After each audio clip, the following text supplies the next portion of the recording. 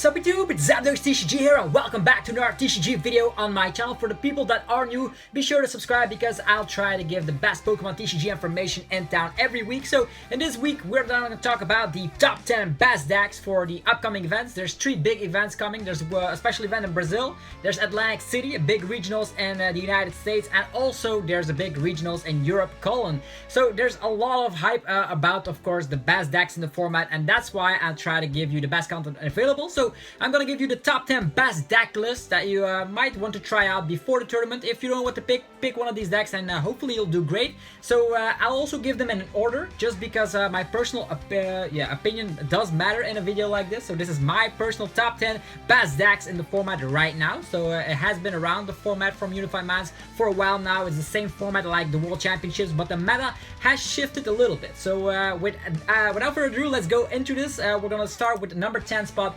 QuagNag. I know what you're gonna say. QuagNag has been performing well at, of course, the League Cups and all that stuff, but I played the QuagNag at the Sheffield Regionals.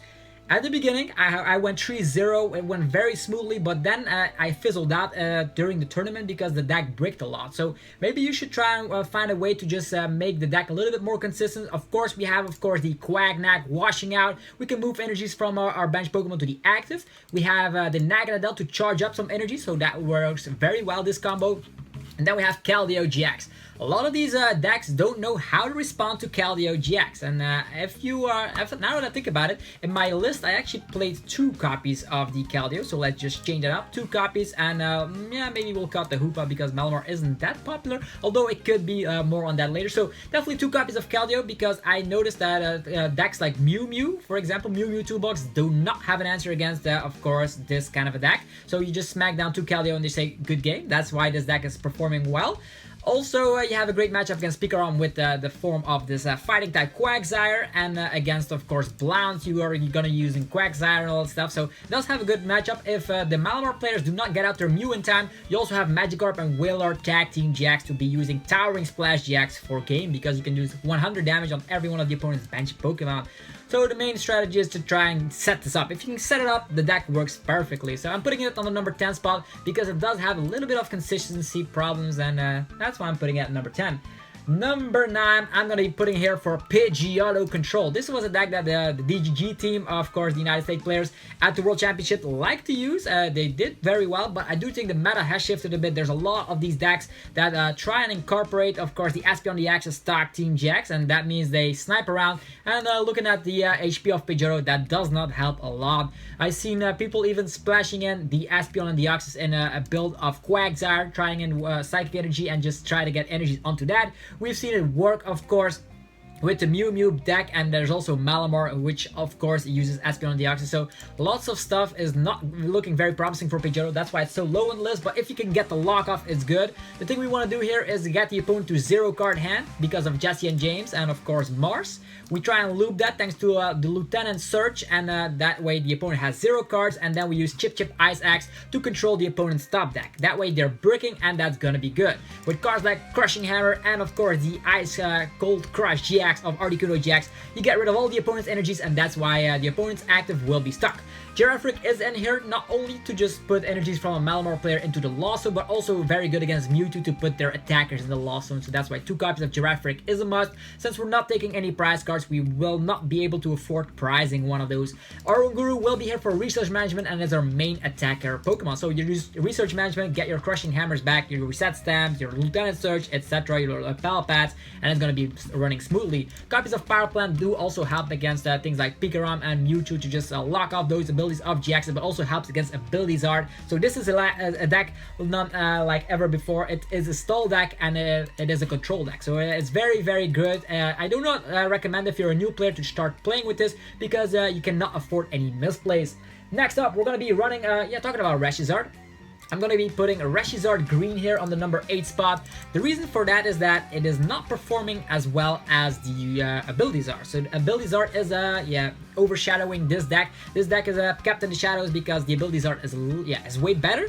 But Green Zard, do not sleep on this deck. If you can get, of course, the ultimate power of Green Zard is that you can get your, of course, Power Plant with Stamp combo. And that combo is just very crucial in the very late stages of the game to put the opponent to a low size hand, and they cannot even rely on the Dene, and that's why you overrun them. There are also things like this Lugia GX, which can put, of course, huge targets in the Lost Zone. Let's say Mewtwo uses Welder. Next turn, they Welder again. Well, they have 6 energies in total, trying to do whatever they want, and then bam, out of nowhere, you can put that in the Lost Zone. Same goes for players that are playing ReshiZard. So Lugia GX also can go through, of course, ideally to Keldeo GX. 170 damage is more than enough for just the amount of energies that you can just put the Power Plant and stay and play and go through Keldeo. This list is very, very great. As Jack Culkin, I believe, is the player that played this. I lost against this with QuagNag. Can you believe that? Yeah, I know. So this deck is very good. Actually, QuagNag does not have an answer for Lugia, so it seems. So we also have Acrobikes in here, and then, of course, a mix of stadiums in combination with Lucamine. Lucamine can get, of course, the stadium you want, and then some healing, mixed herbs, and great potion, the things we got used to. And we use Volcanion with Flare started as the early phase of the game. Okay, that is a ReshiZard Green.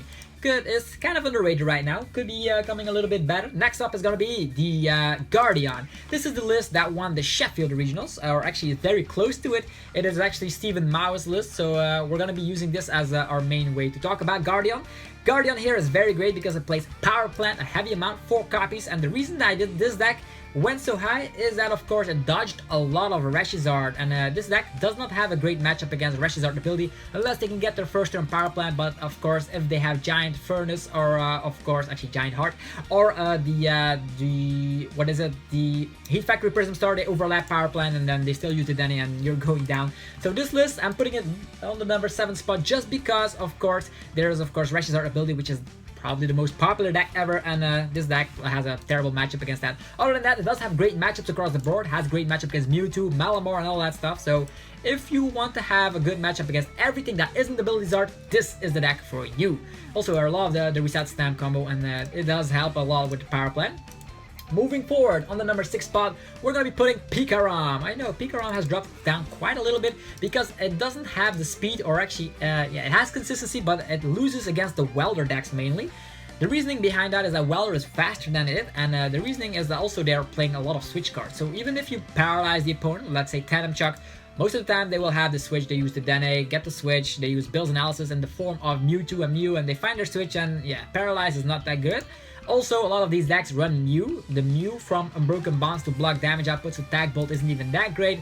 But this deck still survives thanks to the Judge here. You can judge the opponent early game. You will be in a great advantage since you're running Jirachis, as well as, of course, the Electromagnetic Radar in combination with the Dene. That means you can judge on the first turn of the game. That means the opponent only has 4 cards. And I guess a lot of these green builds, think about the Green Zard and also the Guardian, they'll have a great matchup against that if they brick after the Judge. Otherwise, it's going to be a little bit difficult.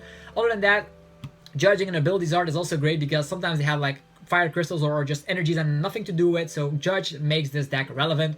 We of course have the Stamp, which you can search out conveniently thanks to Voltner. Voltner also searches out the Electro Power, which gives an extra boost to all your lightning type attacks, which is nice.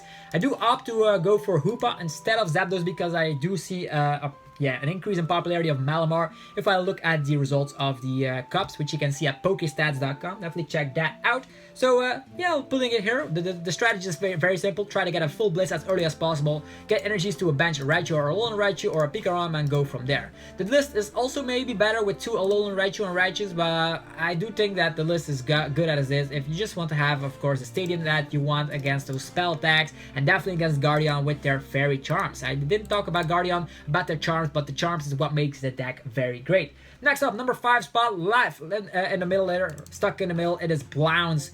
Blounce is one of those decks that is never bad.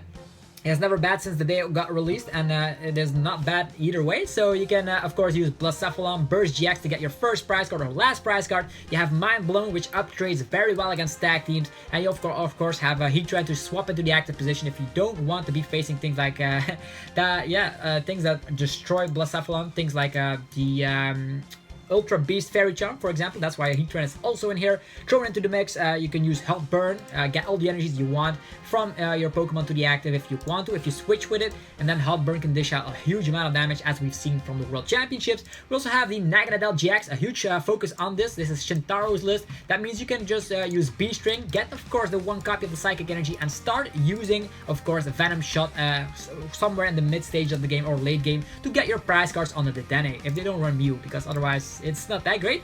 The other Nagandel will be most of the times better to use charging up, get energies into play, and then you can lost zone them with Mind Blown. Mind Blown damage output is very, very crazy. We have Welder and we have B-String. So this is the one of the lists that gets, of course, every energy acceleration as possible from the deck, from the hand, and even can get things back from the discard pile with Nagandel. The only problem with this deck, it's one of the best decks in the format, but there's a hard counter for it. If people run one copy of Fini, they already have an edge against your deck. So that's why I'm putting it here at the number 5 spot. You guys ready? We're going to be talking about actually the number 3. The number 4 and 3 spot is actually the same. It's Malamar variants. Have 2 of them floated into this list. Let's talk about the worst version first, and let's make our way to the best version of Malamar. Here we have the Ultra Malamar list. This is nice because it helps you out against things like Pidgeotto Control with, of course, the Sky Scorching Light. Bam, you can get every KO if possible. You can use, of course, the Shadow Impact to destroy your own Pokemon, get prize cards until you are ready for the Sky Scorching Light GX.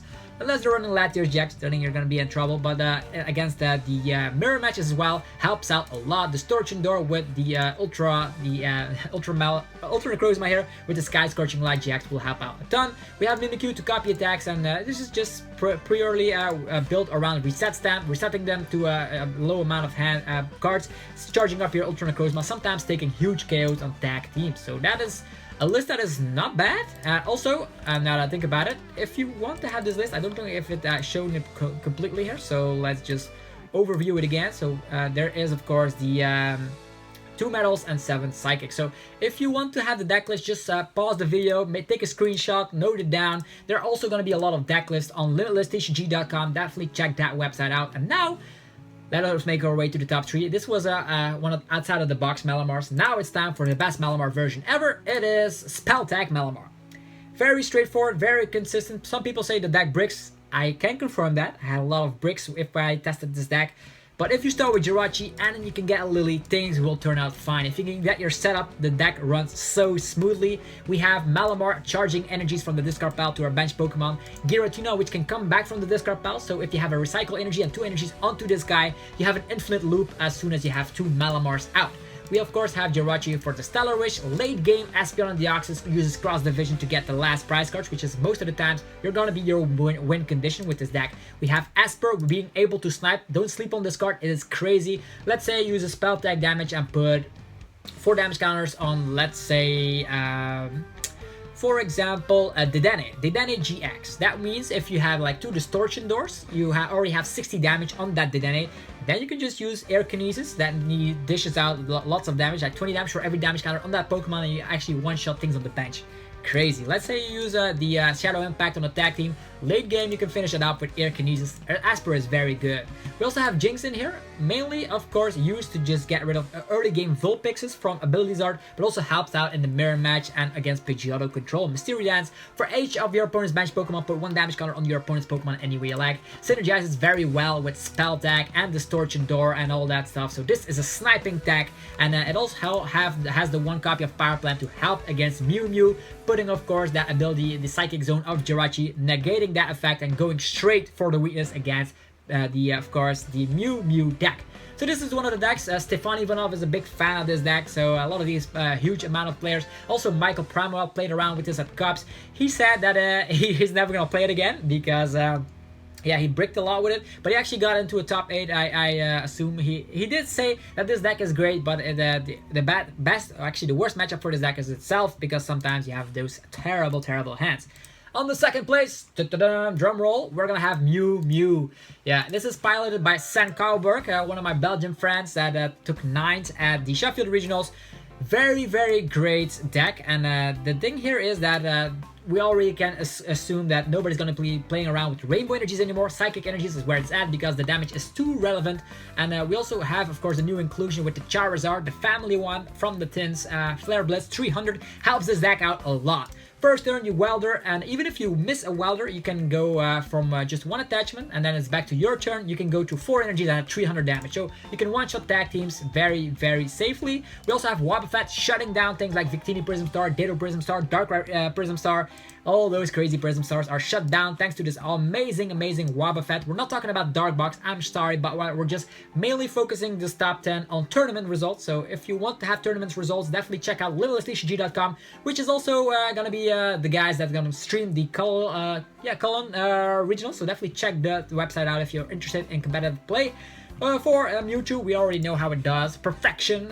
Henry Brandt was, of course, the player that got the trophy, got it all, the winner of the World Championships in the Master Division.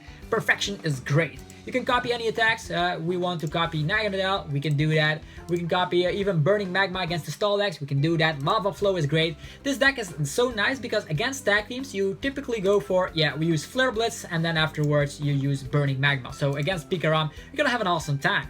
There's also the Solgaleo Turbo Strike, getting energies from the discard pile back, and the main star, Espeon Deoxys, also shines in this deck because it is very easy to get a second turn cross division at the maximum potential of 20 damage counters, and that is very, very terrible for setup decks. Think about Malamar, for example. You can just get rid of 2 Malamars at once without activating spell attacks. Very great. We have Jirachi to get rid of our weakness. So typically Mewtwo doesn't have a weakness except for Power Plant, but you can get rid of the Power Plant thanks to our good friend Marshadow here, the one with the resetting hole. Then there's, of course, the Latios GX, which can use Clear Vision if need be, but also Tag Purge is the way to go. Definitely against GreenZard, against Guardian, against all those decks that purely rely on tag teams, you can use Tag Purge, and then they cannot hit you if they are a tag team. The deck also is very focused on the Dedenne, so with the Dedenne, we need Cherish Balls to go along with that, and the deck is very consistent. We need Pokegear, Welder, Cherish Ball. You want to set up your Mewtwo as early as possible. There's 4 copies of that in here, just to make sure that we start with it. And the late game, we have our custom catchers, which you can also find with a 1 copy of the Bill's Analysis if we have one in the hand and we find another one with this. Because the deck turns out very well, we have Giant Heart getting energies, we got the Cherish Ball and Mysterious Treasure, thinning out the deck completely until you have, of course, the custom catchers that you want. So MewMew, I think, is still very great. It has answers against everything. The Nagandel GX Venom Shot is also very powerful. Helps against things like Blacephalon. You can skip the B-string turns and all that stuff. So amazing, amazing. Okay, moving forward, the first place winning deck on my top 10.